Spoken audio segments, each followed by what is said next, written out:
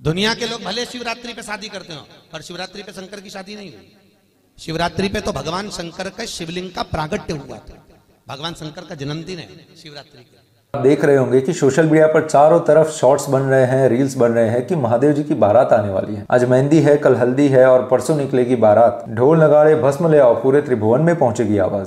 सारे सनातनी एकदम खुश है, एकदम उल्लास में है और सब तैयारियां कर रहे हैं। परंतु यदि हम आपको यह बताएं कि महाशिवरात्रि के दिन ना ही शिव पार्वती का विवाह हुआ था, ना ही शिव सती का विवाह हुआ था। क्या बोल रहे हो प्रभु, क्यों हमारा दिल तोड़ रहे हो? माफ कीजिए, आपका दिल तोड़ रहे हैं, परंतु सत्य जानना जरूरी है। अभी देखिए, शिवरात्रि हम मनाते हैं फाल्गुन महीने में, परंतु जब हमने शिव पुराण में दोनों शिव विवाह के प्रसंग पढ़े तो पता चला कि दोनों में से एक भी फाल्गुन महीने में नहीं हुआ था। तो शिव पुराण के रुद्र संहिता के सती खंड में 18, 19 और 20 में हमको पढ़ने को मिलता है सती माता का शिव जी के साथ के विवाह का प्रसंग, और उसमें बताया गया है कि उनका विवाह हुआ था चैत्र शुक्ल त्रयोदशी को। और वैसे ही शिव पुराण की रुद्र संहिता के पार्वती खंड के 35, 58, 61 के बीच में हमको मिलता है पार्वती माता का शिव जी के साथ के विवाह का प्रसंग, जिसके अंदर वशिष्ठ मुनि और ऋषि को बताते हैं कि ये तिथि कितनी पावन तिथि है। इसके अंदर ये वाले ग्रह ये वाले योग बनाते हैं और इसके साथ ये वाला ग्रह बैठा है, और कैसे इस तिथि से उत्तम तिथि कोई हो ही नहीं सकती शिवजी और पार्वती जी के विवाह के लिए। परंतु वो तिथि भी फाल्गुन महीने में नहीं, परंतु मार्गशीर्ष महीने के सोमवार को आती है। तो अभी यदि कल्प भेद की भी बात करें तो देवी पुराण के 25वें सर्ग के 8वें और 9वें श्लोक में भी इसके बारे में बताया गया है कि जब ऋषि मुनियों ने मुहूर्त देखा शिवजी और पार्वती माता के विवाह के लिए, तो उनको बेस्ट मुहूर्त मिला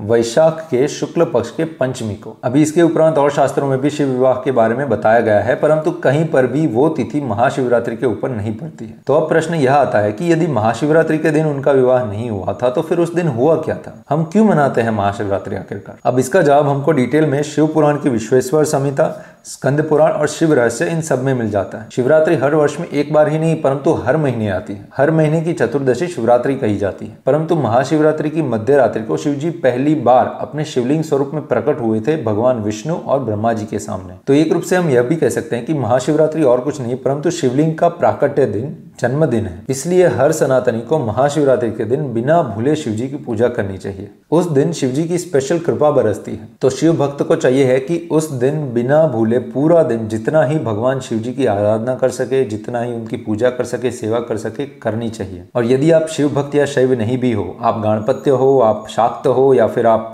वैष्णव हो, तो भी आपको महाशिवरात्रि के दिन शिवजी की पूजा करनी चाहिए और उनसे प्रार्थना करनी चाहिए कि हे महादेव, मेरे भक्ति के मार्ग में जितने भी ऑब्स्टेकल्स आ रहे हैं उन सबको आप ले लीजिए, उन सबको आप हरण कर लीजिए और मुझ पर कृपा कीजिए जिससे मैं अपने आराध्य की सही से भक्ति कर पाऊं। और हम आपको गारंटी देते हैं शिव जी आपकी सहाय करेंगे, स्पेशली वैष्णवों को। हम स्वयं वैष्णव हैं, हमें पता है कि शिव जी ने हमारे जीवन में, हमारी हरि भक्ति में कितना ज्यादा बदलाव लाए हैं। इनफैक्ट सत्य बताए तो शिव जी की कृपा से ही हम हरि भक्ति में हैं। इसीलिए हमारा आप सबसे निवेदन है कि आप कोई भी संप्रदाय से हो, कृपया इस दिन को मिस मत कीजिएगा। महाशिवरात्रि है, रात को अगर जागरण कर सकते हो तो कीजिएगा, अगर नहीं कर सकते तो सिर्फ दिन को उपवास कीजिए, शिव जी की पूजा कीजिए। अगर कुछ नहीं कर सकते तो एटलीस्ट शिव जी के दर्शन कीजिए और उनसे अपनी आध्यात्मिक उन्नति के लिए प्रार्थना कीजिए। आप सभी को महाशिवरात्रि के पावन अवसर की एडवांस में शुभकामनाएं। हर हर महादेव,